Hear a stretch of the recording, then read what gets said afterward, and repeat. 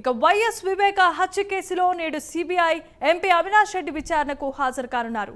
కోటి సిబిఐ కార్యాలయంలో ఉదయం 10:30 అవినాష్ రెడ్డిని సిబిఐ విచారించనుంది.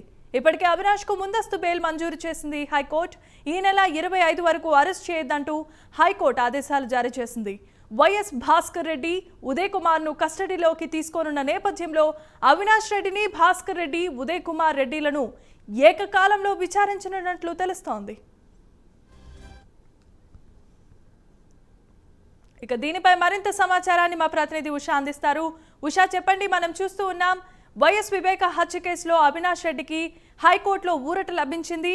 అరెస్ట్ చేయడానికి ఏమాత్రం ఆస్కారం లేకుండా ముందస్తు బెయిల్ని మంజూరు చేసింది. దీనికి సంబంధించి ఈరోజు కోటిలో ఉన్న సిబిఐ ఆఫీస్కి అవినాష్ రెడ్డి, ఉదయ్ భాస్కర్ రెడ్డిలను మొత్తం ముగ్గురిని ఏకకాలంలో ప్రశ్నించనున్నట్లుగా తెలుస్తోంది. దీనికి సంబంధించిన వివరాలు ఎలా ఉన్నాయి?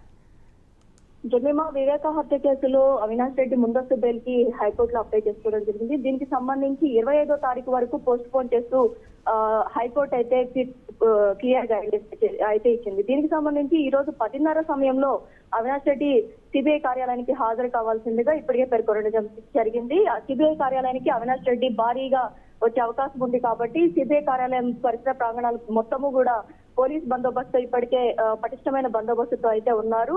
ఎక్కడ కూడా ఎలాంటి ఘటనలు పునరావృతం కాకుండా అవినాష్ రెడ్డి వస్తున్నారంటే వాళ్ళ అనుచరుల హడావిడి ఎక్కువ ఉంటుంది కాబట్టి పోలీసులు ఎక్కడికక్కడ వారిని అరెస్ట్ చేసే కార్యక్రమంలో కూడా ఉన్నట్టు తెలుస్తోంది. ప్రస్తుతం చూసుకున్నట్టయితే అవినాష్ రెడ్డిని 10:30 సమయంలో హాజరు కావాల్సిందిగా నివేదిక అయితే ఇచ్చారు. ప్రస్తుతం అవినాష్ రెడ్డి మరి కాసేపట్లో 10 గంటల సమయంలో సిబిఐ కార్యాలయానికి చేరుకునే అవకాశం ఉంటుంది. ఎవరైతే గతంలో ఉన్నటువంటి రామ్ సింగ్ ప్లేస్ ఐఓ అధికారి వికాస్ సింగ్ కాబట్టి నూతన అధికారి సమక్షంలో మొదటి విచారణకు 5వసారి హాజరవుతున్నారు అవినాష్ రెడ్డి.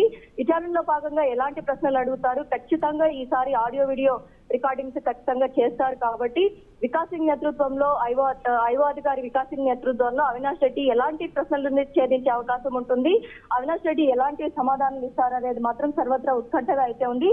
మరోవైపు చూసుకున్నట్టయితే 6 రోజుల కస్టడీలో భాగంగా నాంపల్లి కోర్టులో ఉన్నటువంటి ఎవరైతే ఉదయ్ కుమార్ అలాగే భాస్కర్ రెడ్డి ఇద్దరిని కూడా 6 రోజుల కస్టడీలో భాగంగా న్యాయవాదుల సమక్షంలో చింతలగూడ జైల్లోనే విచారించే అవకాశం ఉంది కాబట్టి A6, A7 ఉదయ్ కుమార్ రెడ్డి అలాగే భాస్కర్ రెడ్డి ఇద్దరిని కూడా 10:30 తర్వాత సిబిఐ అధికారులు చింతలగూడ జైలుకెళ్లి న్యాయవాదులు ఎవరైతే భాస్కర్ రెడ్డి న్యాయవాదులు ఉన్నారో వారి సమక్షంలోనే విచారణ పూర్తి చేసే అవకాశం ఉంటుంది. 6 రోజుల కస్టడీలో భాగంగా మొదటి రోజు ఎలాంటి ప్రశ్నలు వీరిని సంధిస్తారు, అలాగే ఆ రోజు ఉన్నటువంటి వివేక హత్య కేసులో ఉన్నటువంటి టెక్నికల్ ఎవిడెన్సెస్ ఏవేవైతే ఉన్నాయో గూగుల్ టేక్అవుట్ ఇందులో ప్రధానంగా ప్రతిసారి మెన్షన్ చేస్తున్నారు కాబట్టి గూగుల్ టేక్అవుట్ ని బేస్ చేసుకుని ఎలాంటి ప్రశ్నలు సంధిస్తారు అనేది మాత్రం సర్వత్రా ఉత్కంఠగా ఉంది. ఉదయం 10:30 నుంచి సాయంత్రం 5 వరకు జైలు సమయాలు ఏదైతే ఉన్నాయో ఆ సమయంలో సిబిఐ అధికారులు ఉదయ్ కుమార్ ని అలాగే భాస్కర్ రెడ్డిని విచారిస్తారు. ఇక్కడ అవినాష్ రెడ్డిని ఎన్ని ప్రశ్నలు సంధిస్తారు, ఏ సమయంలో ఈ